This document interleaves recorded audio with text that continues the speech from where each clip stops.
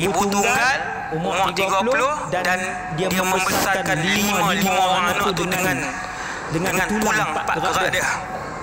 Tidak melakukan maksiat kepada Allah Subhanahu wa taala. Rupanya ada hadis daripada Nabi SAW, kata Nabi, antara orang yang berhak untuk memintas aku masuk ke dalam surga adalah ibu-ibu tunggal yang membesarkan anak-anak mereka tanpa melakukan dosa kepada Allah Subhanahu wa taala. Tuan-tuan senang? Janda anak 5 pula nak nego apa nak jawab, dan dia tidak berkahwin sehingga akhir hayatnya. Seorang-seorang boleh jaga, dia jaga maruah dia sampailah tua umur 60 lebih.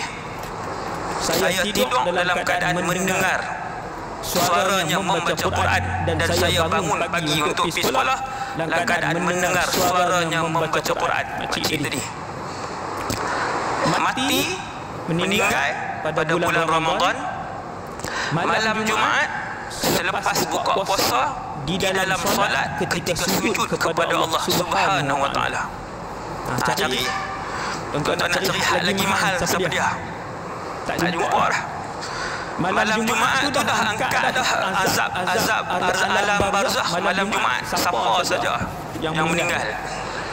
Bulan puasa double lagi sebab meninggal bulan puasa. Dalam sembahyang double lagi, jadi 3 dah ketika sujud kepada Allah. Waktu meninggal tu waktu sujud sampai anak cucu fikir. Subhanallah. Kekayaan dan kemasyhuran apa yang boleh beli waktu dan hari kematian kita? Yang boleh beli adalah kemuliaan kita di sisi Allah Subhanahu wa taala. Bila Allah takdirkan kematian kamu mulia, maka mulialah kamu di sisi Allah. Kerana waktu dan tarikh dan tempat kematian itu tidak boleh dibeli oleh sesiapa saja. Ini hakikat kematian. Yang terakhir hakikat kematian, sebelum masuk tajuk kematian ni, yang terakhir sekali ialah yang paling penting ending kita. Ini maklumat terakhir hakikat tentang kematian. Tuan-tuan, yang paling penting bagaimana kita mengakhiri hidup kita.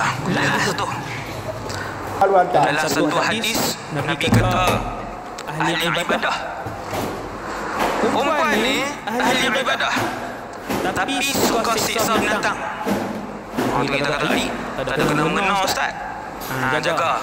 Ada suka tendang tendang kucing, katuk kucing yang menyapu, baling batu dekat anjing.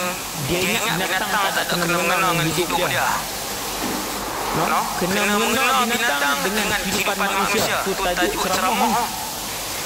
Allah sebut dalam Quran satu ayat, wa idzal wuhushu husyirat, apabila semua binatang dimatikan, di mahsyar nanti mereka akan dibangkitkan satu persatu berhimpun di mahsyar. Binatang. Tuan, ada tajuk khas tentang binatang ni. Jadi wanita ni dia kurung binatang, dia pukul dalam sangkar, makanan boleh tak bagi sampai mati. Kata Rasulullah, dia ni ahli neraka. Subhanallah.